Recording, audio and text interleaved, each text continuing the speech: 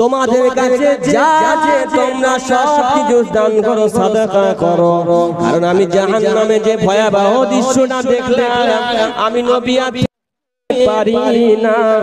আল্লাহ নবী নারী জাতিদেরকে ডেকে ডেকে বললেন, ইয়া মাশারান নিসা, এ নারী সম্প্রদায়েরা, তাসাদদাকনা, তোমরা বেশি বেশি করে সাদকা করো, দান করো। ফাইন্নী উরিদুকুন্না আকসারা হালাল, কারণ অধিকাংশ নারীদেরকে আমি জাহান্নামে যেভাবে দেখলাম, আমি নবী আর স্থির থাকতে পারলাম না, আমার চোখ দিয়ে পানি পড়ে গেল। আল্লাহ নবীকে নারী জাতিরা জিজ্ঞাসা করেছিল, ইয়া রাসূলুল্লাহ, হাবিবাল্লাহ, হুজুর জাহান্নামের এই ভয়াবহ দৃশ্য দেখে হুজুরের কারণ কি একটু বলুন। আমার নবী সোনা জবানে বলেছিলেন, নারী জাতিরা শুনে রেখে দাও, পৃথিবীর জমিনে নারীরা সাধারণত যখন তারা যখন চড়াও হয়ে যায়, তারা যখন অত্যন্ত রেগে যায়, স্বামীর প্রতি এতটাই পরিমাণ লানত করে, অভিশাপ দেয়, মনে হয় যেন সারা জিন্দেগির ভিতরে তাকে যা দিয়েছে কিন্তু সব কিছু পেয়ে স্বামীর উপরে স্ত্রীর নাখোশ হয়ে গেছে।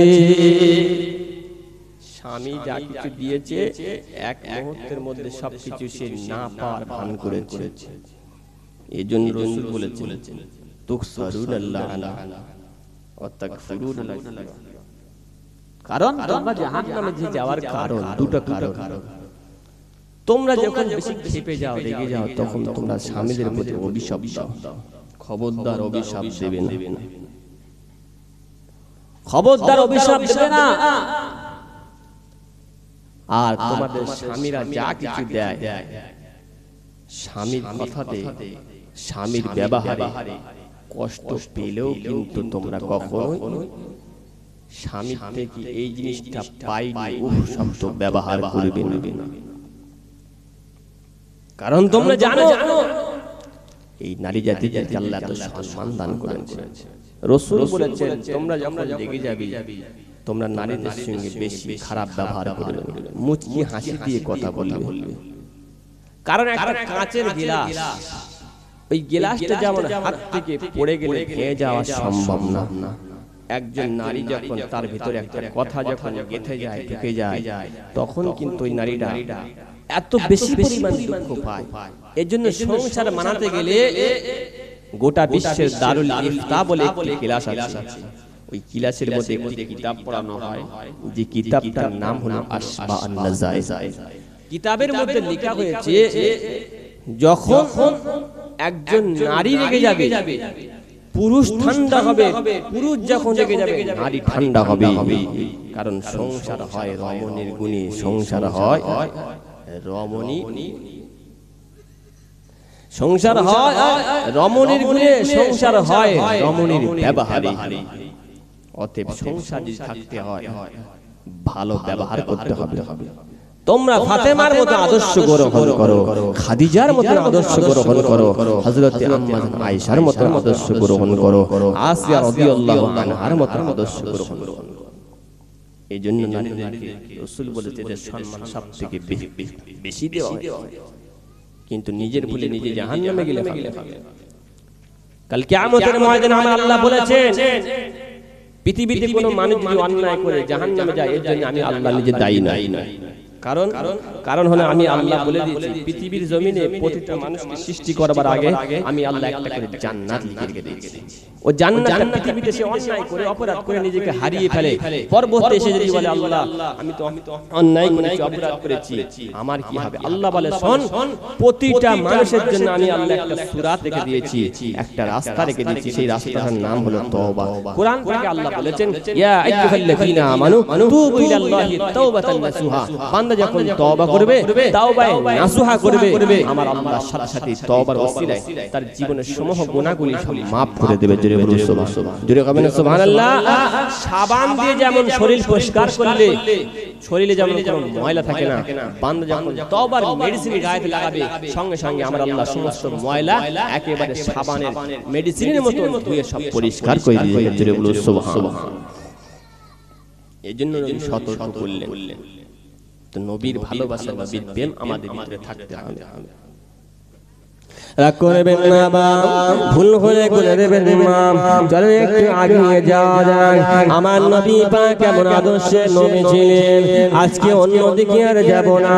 আমার নবী কেমন আদর্শের নবী ছিলেন, ওই নবীকে জীবনে যদি ফলো করতে পারো, তোমার নামাজ, তোমার রোজা, তোমার হজ, তোমার যাকাত, তোমার কুরবানি, তোমার বেঁচে থাকা, তোমার মরে যাওয়া, সব যদি নবী খুশির জন্য হয়, সব যদি আল্লাহর রিজাবন্দির জন্য হয়, আমার আল্লাহ বলে যদি কবুল হয়ে যায়, জান্নাত তোমার জন্য নিশ্চিত হালাল হয়ে যায়। বান্দা জান্নাত পেতে গেলে বেশি কিছু কাজ করতে হবে না। মহিলাদের জন্য 4টে কাজ করতে হবে। 1 নাম্বার কাজ হলো 5 ওয়াক্তের নামাজ আদায় করা, 5 ওয়াক্তের নামাজ আদায় করা। 2 নাম্বার কাজ হলো 1 মাস রোজা রাখা, 1 মাস রোজা রাখা। 3 নাম্বার কাজ হলো স্বামীর খেদমত করা। আর 4 নাম্বার কাজ হলো নিজের যৌন অঙ্গকে, সতীত্বকে পবিত্র রাখা।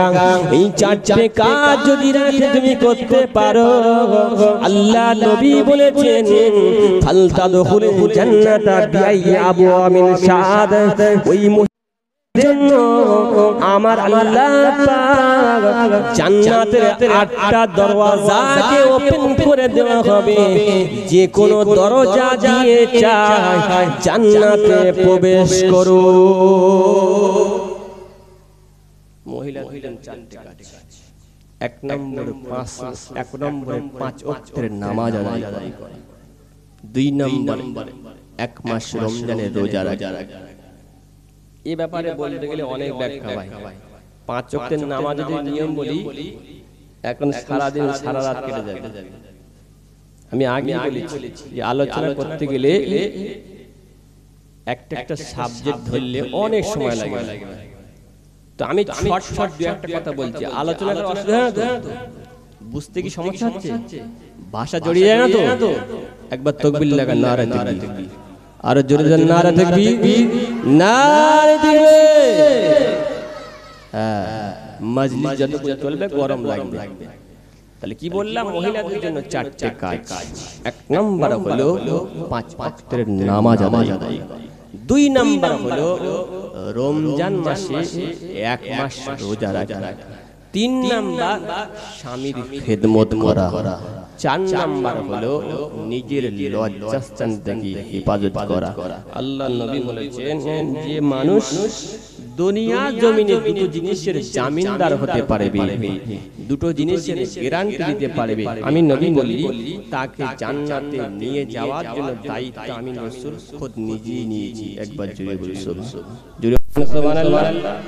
আখিরাতে কি ময়দান হবে, সেই ময়দানে কত মানুষ জাহান্নামে যাবে, কত মানুষ জান্নাতে যাবে, এর সব কিন্তু কার কাছে সীমাবদ্ধ?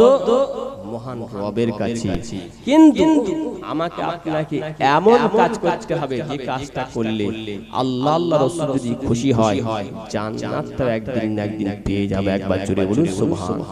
এবারে জান্নাত কেউ পেতে গেলে অনেক সময় দেখা যায় অনেক মানুষ গুনাহ করেছে, অন্যায় করেছে, পিছনে জিন্দেগিতে অনেক পাপ করেছে, কিন্তু পাপ করার ফলেও তাকে ক্ষমা হবে।